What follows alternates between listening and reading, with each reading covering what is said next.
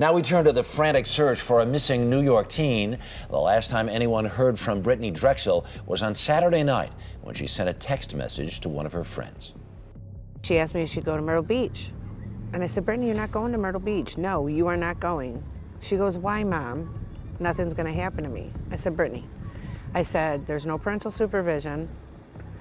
I said, I don't know the kid you're going with. And I said, something's going to happen to you.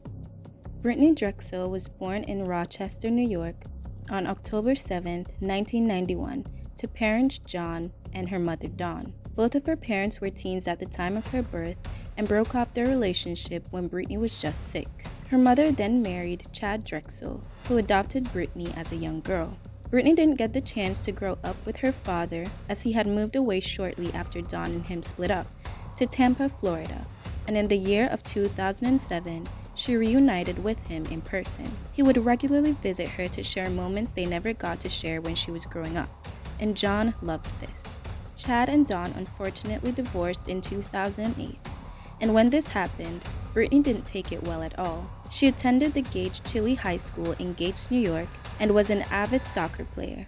She was a junior at this school when spring break rolled around and she asked her mother if she could go to Myrtle Beach in South Carolina with some friends. Her mother immediately turned down the idea as there was no parental supervision and Dawn wasn't well acquainted with the friends she was making plans with.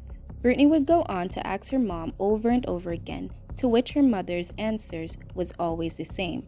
Dawn didn't feel like she should allow her teen daughter to go to Myrtle Beach because she felt deeply that something was going to happen if she allowed Brittanee to go. Upset at her mom's decision, Brittanee decides to spend a night at a friend's house on April 22, 2009, which her mother was well aware of. That night, Dawn had given Brittanee a call to apologize to her for making her upset, and the two ended off the night peacefully. This was when the true nightmare began. Instead of spending the night at her friend's home, 17-year-old Brittanee came up with a plan to take the trip to Myrtle Beach in South Carolina and play it off as if she had been spending time with her friends in New York the whole time. The same night she talked to her mother was the same night Brittanee and her friends packed up a car and set off into the night on a 14-hour drive to Myrtle Beach, South Carolina. They arrived the next day in South Carolina, and Brittanee texted her mom, telling her what her and her friends were up to, oblivious to the fact that her daughter was no longer in New York. Brittanee also texted her boyfriend, who knew she was in Myrtle Beach, telling him how amazing it was in South Carolina. By the second day, Brittanee's trip was going downhill, as her friends started consuming drugs, and Brittanee wasn't interested in participating at all. This caused her to isolate herself from her friends. She would go to the beach by herself and even go to a few restaurants alone. While spending time by herself, she ran into a friend from her hometown, whose name was Peter. The two decided to hang out on the night of April 25th, where Brittanee went to meet him and a few of his friends at the Blue Water Resort on Ocean Boulevard, about a mile away from where she was staying with her friends. Before leaving her hotel, she grabbed a pair of shorts belonging to one of her friends and headed to meet Peter. Her visit to Blue Water was cut short because as soon as she arrived to the resort, the friend which the shorts belonged to contacted her, demanding her that she should bring the shorts back because she wanted to wear them. So Brittanee set off for the mile journey back to her hotel. While on her way back to the hotel, Brittanee texted her boyfriend letting him know that she was heading back to the hotel to pack as they would be returning to New York the next day. Once John had responded to her message, 10 minutes had passed and he found it strange that she was just texting and had abruptly stopped. When about 30 minutes went by without a response from Brittanee, he knew something was up. In an effort to get Brittanee back to the conversation in case she had been arguing with her friends, he threatened to tell her mother that she was in South Carolina if she didn't respond in reasonable time. Still, he got no response. No one got a hold of Brittanee, and John contacted her mother and told her everything that was happening with Brittanee. Dawn was upset that Brittanee had tricked her into going to Myrtle Beach, but soon started to panic as she had no idea where her daughter was. They tried Brittanee's cell phone again and again, but they got no response from the teen. The Rochester police was contacted, but they couldn't do anything about the situation as Brittanee was in South Carolina at the moment. Britney's boyfriend John called one of Britney's friends in North Carolina, who drove all the way to Myrtle Beach to file a missing persons report. Don and the rest of the family, along with Britney's boyfriend, started their trip to Myrtle Beach that same night in search of Britney. The Myrtle Beach police believed that Britney had run away or wandered too far and was maybe trying to find her way back. This idea was terminated when Britney never showed up. Police first looked to Peter and his friends, who had left at 2 a.m. hours after Britney disappeared and had left some of their belongings in the hotel, almost like they rushed back to New York. When Peter returned to Rochester, he got an attorney, which was quite suspicious to authorities. When questioned, Peter's stories matched up with his friends, and his side of things was quite solid. When asked about the quick departure from South Carolina, he stated that one of his friend's parents had found out that he was in South Carolina with friends and he wasn't supposed to be, so the friend had to return immediately.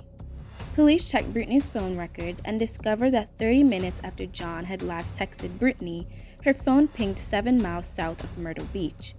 It was impossible to believe that Britney was still walking. She had to be in a moving vehicle at this point. 2 hours later, her phone pinged again 50 miles south of Myrtle Beach in McClellanville, and that would be the last her phone would ever ping. Police flocked to this location, which was basically in the middle of nowhere. This area was thoroughly searched, but nothing came up. 8 months later, a tip came in for another location a little while away from the first one police had searched. A pair of sunglasses were found, but nothing indicated that the sunglasses had been at the spot for months, giving police the impression that someone planted it there to call in the tip. No one was sure that the sunglasses even belonged to Britney, and they were sent in for forensic testing. Zero DNA was found, which was particularly strange to authorities, almost like it was planted there. The case slowly went cold as police could find nothing relating to Britney's disappearance. They even believed that they were maybe dealing with a homicide, but had no evidence to support this. 7 years later, there was a break in the case. Taquan Brown, a prison inmate serving 25 years for manslaughter in an unrelated case, told investigators he personally witnessed what happened to Britney, saying she was kidnapped, gang raped, pistol whipped, and shot dead by several men led by Deshaun Taylor of McClellanville, the area, you will recall, where Britney's cell phone last pinged. I know Britney must have been so scared. Just the look in her eyes, I can just picture it. Police believed that the men disposed Britney's body in a swamp filled with alligators. Deshaun Taylor denied everything, stated that he hadn't even met Britney or the men claiming that he had seen him with Britney. He said that you picked her up at Myrtle Beach and brought her back down to McClellanville. My reaction to it was like, it's not true. I didn't pick her up. I never saw her besides seeing her on TV and the internet through a computer screen. So when they read it out, it was unbelievable. It did not happen. Did you kidnap Brittanee Drexel? No, I did not. Have you ever met Brittanee Drexel? No, I haven't. Have you ever been to the Blue Water Hotel where she was last seen? No, sir. Never been to the Blue Water Hotel. Deshaun Taylor's father was arrested for trying to kidnap a 20-year-old in the same area where Britney vanished a year after she vanished. Police immediately saw a correlation in this, and he now became a suspect in the case. Sean was dismissed from the case because of his alibi.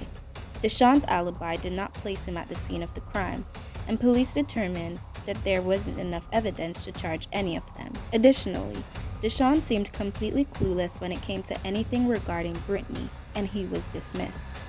Shortly after, the case was taken over by the FBI, and Deshaun was being investigated again for the disappearance of Britney. He took a polygraph test, which it was told to the public that there was deception. Many people believed at the time that the FBI was trying to pin the case on somebody and chose Deshaun.